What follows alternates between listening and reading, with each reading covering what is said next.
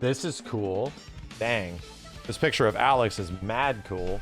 Holy crap. Good lord. He's like a Sonic the Hedgehog character now. He's got attitude. That's very neat. I'm looking forward to that. Alex has never had the luxury of being good except for maybe TVC? Maybe at one point in Street Fighter 6's history?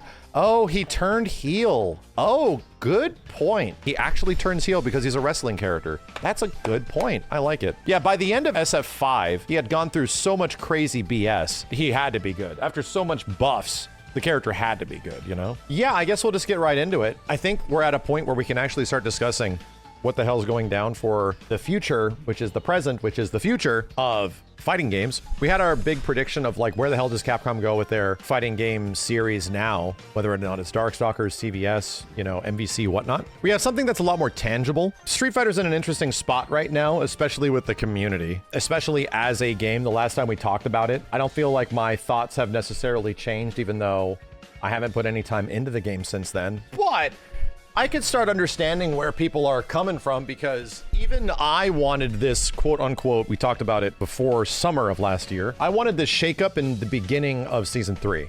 I thought the game was going to be shaken up in some way. So everybody knows it didn't. We are still largely playing like 95% the same game we have been playing since 2022. And for anybody that doesn't understand what the hell that means, dude, that was the beta. Like, even the game in the beta didn't change that much from core mechanics and the way the game's overall game plan operates. That didn't change that much from the beta to the actual launch of the game. And from the launch of the game through several balance patches and several minor mechanical adjustments all the way until 2026. Dude, that's crazy that this game has been played for 4 years now. What's happened? Pretty much the community is kind of done with the way the game operates on like a mechanical level. I think most people will agree that a lot of the characters are fun in Street Fighter 6, but even the people that kind of like this game and are relegated to playing mostly this, they're like Street Fighter streamers and Street Fighter players, a lot of them are now like at a point where dealing with this rock, paper, scissors situation, because it is, most situations in the game on Oki and Knockdown are going to boil down to an RPS decision or like a checkmate moment, which has just been the case that we have evaluated from the game since 2022. But having to deal with those situations over and over again, regardless of characters being geared up, characters have more tools and things that they ever have, but the core systems are so powerful that you always have to deal with it. Tekken's going through somewhat of a similar situation. So it was my presumption that because we have played such a similar game for such a long period of time that, hey, I think season 3 is going to be the shakeup. It's going to be the Super Street Fighter 6, Super Street Fighter, like whatever. Something will add a layer of depth to those rock, paper, scissors kind of interactions. Maybe there's some of those checkmate situations. I don't know, something other than what is arguably the biggest change the game has gone through, which is the adjustment to perfect parry. Did that change the game that much? Not really. I mean, from a viewing perspective and from watching a lot of the people that have to play this game every single day, day in, day out, it was a small change, but did it really like, oh man, the game is just drastically different? It doesn't look that way. That being said, I think the community is kind of ready for a shakeup. I think the way people play this game and the operation of the game needs to be spiced up a little bit. And that's not going to happen by adding more special moves or adding more supers. It's going to actually be a mechanical difference or a big mechanical adjustment from previous versions of the game that won't change the identity of the game. That will never happen, chat. You're not getting a different game. All your tools and skills that you have learned from the first 3 years of Street Fighter 6 being a thing is going to apply, and you're going to be great at it. But you're going to have to think of some new things. That's how this has just operated on the Capcom front since the Street Fighter 4 era, where we actually got big updates to games, you know, in the same version. So, Capcom's been talking, and they've been discussing a lot of the stuff that we're talking about right now, about the future of the game, where it's going, and sort of giving some, I don't know if it's hope, but it seems like they are slightly aware of the way the audience is interacting with the game. Its sales are good, the numbers are good. So what happens? And I'll give my predictions based on what they say. So Happy New Year. We broke 6 million units worldwide in cumulative sales. This year, in addition to Alex and Ingrid joining the fight, we will be delivering a packed lineup of hot events like Capcom Cup 12 and more, which is still pay-per-view We look forward to your continued support. Yes, and yeah, I will say personally, of all the characters that were in season 3, I like Sagat the most. He was definitely really fun to play. I'm looking forward to Alex. I want to see what the heck they do with this guy, if he's going to work with the systems of this game. But outside of that, the director and the producer, so shout outs to Dakota on Event Hubs for putting this article up and the translations. Matsumoto and Nakayama-san, who are the lead Capcom guys, have been discussing the game quite a bit, especially with Famitsu. So we should start dissecting what the hell they are talking about. They mentioned that Alex and Ingrid are on the way, as well as more collaborations for SF6, while the series as a whole is approaching its 40th anniversary, which is kind of a big deal. I think it's going to be 40 years old in 2027. I think Street Fighter, hold on a second. 1987. Yeah, that game is old AF, dude, and it plays like an old, really rough game. The year after this one is the 40th anniversary, and there will probably be some big substantial thing. Not this year. This year is going to be sort of following up. For Street Fighter 6's year 3, we still got Alex and Ingrid, the second half. This was translated by Nick. Thank you, dude. Along with a bunch of other updates, and we're not going to reduce the pace of our collaborations either. That's an interesting thing to say. And in 2027, it's the 40th anniversary of Street Fighter. We're currently preparing many things for this occasion. Please look forward to them. This isn't interesting to mention. We're not going to reduce the pace of our collaborations. Now, what kind of collaborations are we talking about, dude? And I'll be honest, it feels like Street Fighter has collabed with so much stuff over the past like 2 years that it would make your head spin. From Call of Duty to Borgers to Ninja Turtle costumes to K-pop things to Nikkei. Like, I'm just throwing names out. The only one that actually felt substantial, I think, is pretty obvious. It was the SNK collab. Us actually getting characters from another game in a mainline Street Fighter game was the most significant event that has happened to Street Fighter in its totality in a very long time. That was a big deal. Like, Terry and Mai being legit in Street Fighter was like, damn, this is crazy. Outside of a CVS, this is crazy. I'll be honest, a lot of the other stuff is neat. Costumes are cool. Freakazoid things are cool. Sure. Is it for me? No. McDonald's burgers, cool. To me, the most interesting thing in terms of collaborations where you could actually go with this is with game characters. Actual characters crossing over with other shit. But the problem is that this season didn't lean into that. This season had a very clear sort of mantra to it. Street Fighter 2, Street Fighter 3, Street Fighter 4, and weirdo, this season's theme does not include guest characters at all, any kind of guest characters. So at what point does that seem plausible? Could the next season be it? Is the next season full of a bunch of Third Strike characters? Is it a bunch of brand new characters? Like, we haven't seen any other brand new characters added to the roster since, I think, the initial reveal of the... Damn, is that true? No, Aki was brand new.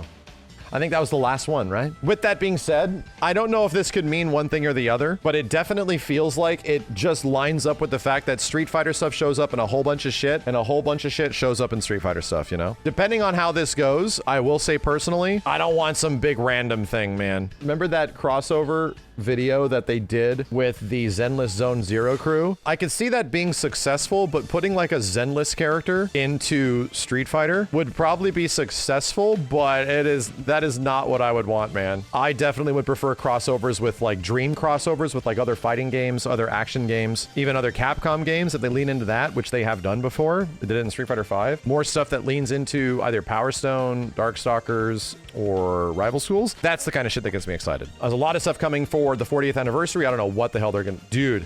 Re-release Third Strike. Thankfully, I feel fulfilled with many things to do and many things to think about, so thank you so much to all of our fans and our community and all our players. The game featured some unexpected crossovers last year. Yeah, we just talked about this. In 2026, year 3 characters, and there's also a new Street Fighter movie, which is probably going to have some sort of crossover thing.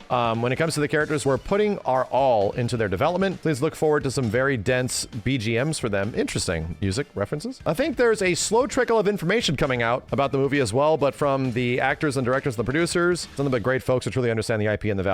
So yeah, I'm not surprised that they're heavily involved. And that's about it. I can understand why a lot of people are at a point where you hear some things in the awareness of what's going on, but there's also an interesting thing that popped up over the past like day or so. Capcom is hiring for the Street Fighter 6 team, and this is not a remote kind of remedial position, chat. Dude, they're hiring for a battle planner, conceptualization of the systems within the game, character planning, character balancing, modes, everything. Like, this is like gameplay design, which is nuts. Here's an interesting observation, chat. My observation is, behind the scenes for another fighting game, went through a very similar shakeup in this sort of like job. The direct planner, the people that were sort of focusing on balance and updates and future character planning and systems and shit like that.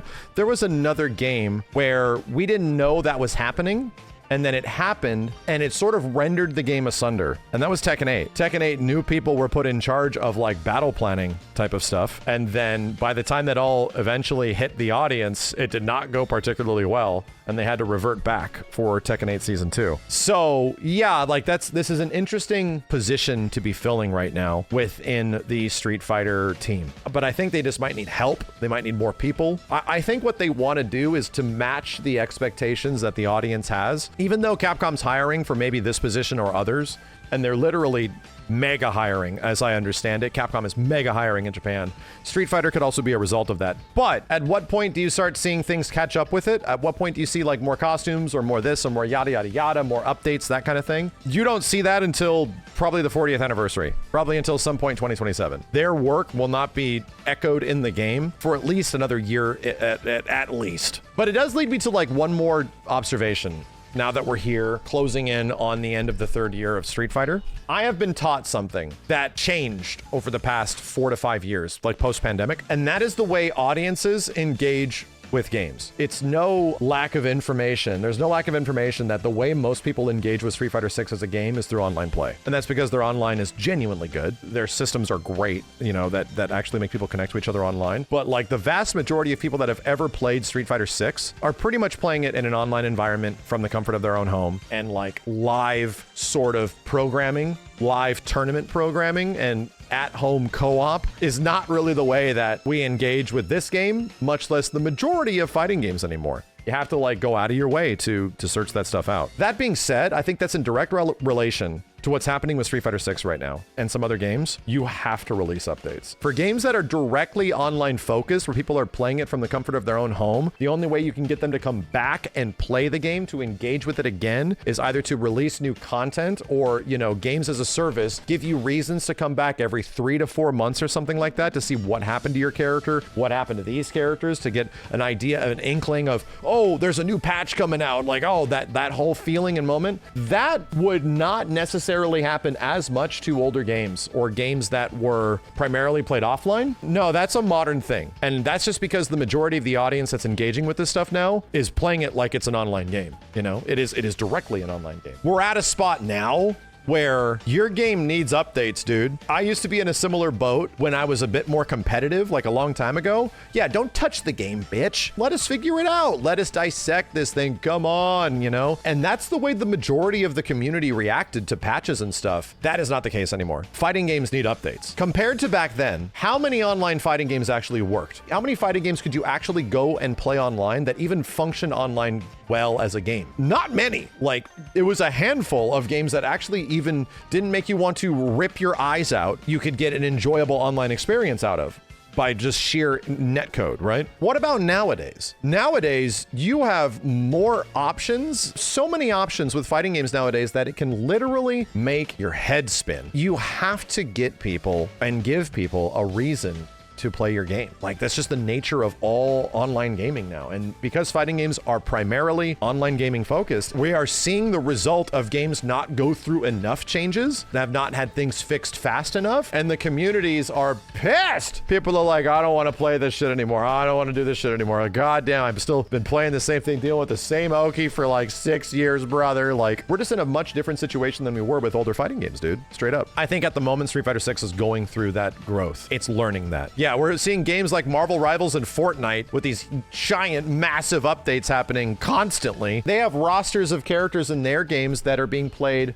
like 100-fold more than your average Street Fighter or any other fighting game, but they're just destroying their rosters, dude. Updating things like crazy, constantly adjusting, constantly balancing, doing this, doing that. And for some reason, like the majority of fighting games that exist now don't actually go through a lot of changes. The biggest thing you see every single year for like the big few fighting games are mostly bug fixes. And it's just like, yeah, solving the little problems. And I'm just gonna throw it out there. I personally feel the hope for Street Fighter in the future of where this shit could be going. I hope that they get to a point and they start to realize maybe we can mess around with the balance of the game a little bit more. Maybe we can take a more finger on the pulse, and then you have to dial that in and dial it back. Some people are going to be pissed, and then they're not pissed. You have to find a good cadence of how many patches you can release a year, all that kind of stuff. Nothing is going to make everybody happy. But when you release updates of your game, what happens? When there's content updates, if there's balance updates, what happens? There's an influx of players. I'm the same way. I hear about balance changes for a game that I haven't played in a long time, and I get, ooh, yeah, I want to play that shit. My brain just works that way, dude, for everything. That's one thing that I hope changes. That's one thing that I hope in the future of Street Fighter, that they can sort of look at that cadence and their relationship to their audience and how people are engaging with their game, and understand that, like, hey, maybe we could tackle a few of these things a little bit more frequently, you know? Just maybe.